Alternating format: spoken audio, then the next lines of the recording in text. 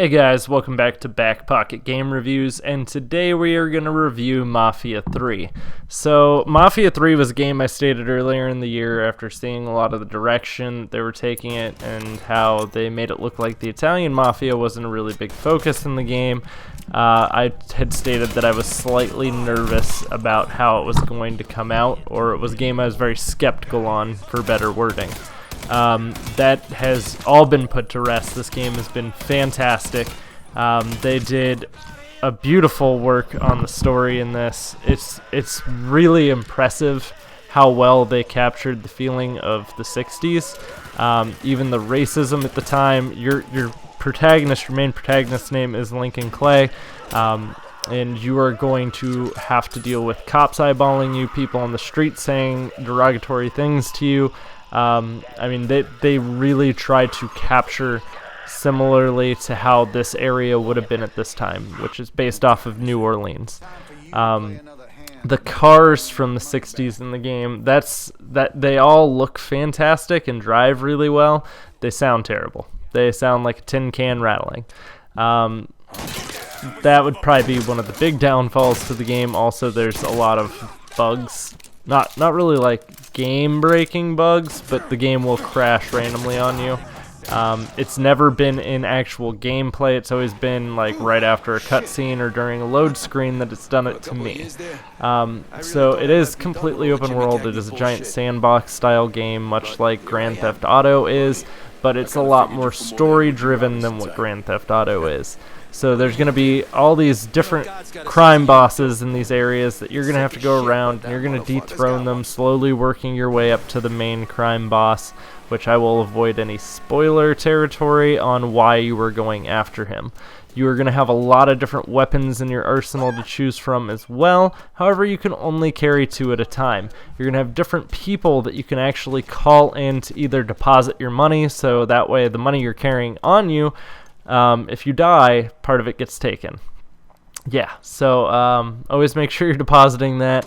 Also, you can call for weapons, ammo, cars, to have a police dispatcher call the police off, all these different things, and you get them through the different people that you recruit to your, essentially, mafia.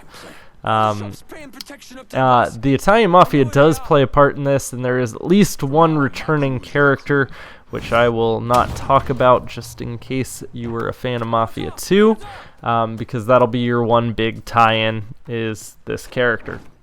Which, Mafia 2 was always one of my favorite games. The story was fantastic to that. This is not going to let you down if that is what you are hoping for. It's going to live very much up to those story-driven narratives that 2 really lived up to as well. Which 2 was also, Ray Liotta helped work on that, which is one of the main people from The Godfather, or not The Godfather, the Goodfellas.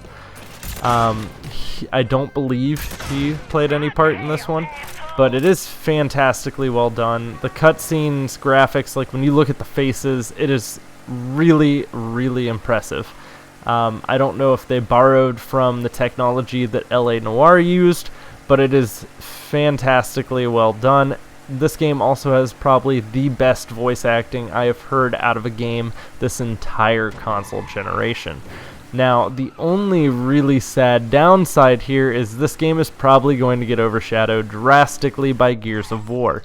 If you are a PlayStation gamer and Gears of War isn't right around the corner, you should go out and pick this up, because Gears comes out in a couple days, unless you can balance 2 games at one time. There's also going to be a lot of collectibles in here, just like there were in Mafia 2, so you have to collect the 60s Playboy magazines and the Vargas paintings and all this different stuff to really fill this world and give you a bunch of different options on what you spend your time on.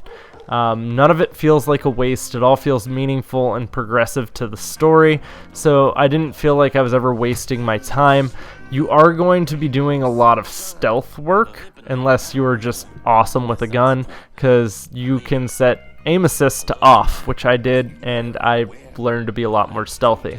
But if you are playing the game, let me know in the comments down below how you're liking it so far. Also, if you enjoyed the video, don't forget to drop a like, and if you haven't already, be sure and subscribe. I also have my t-shirts still up for sale. They'll be up for sale for 17 more days on teespring.com/BackPocketGameReviews. So hurry up and get yours while they last. Thanks for watching, guys.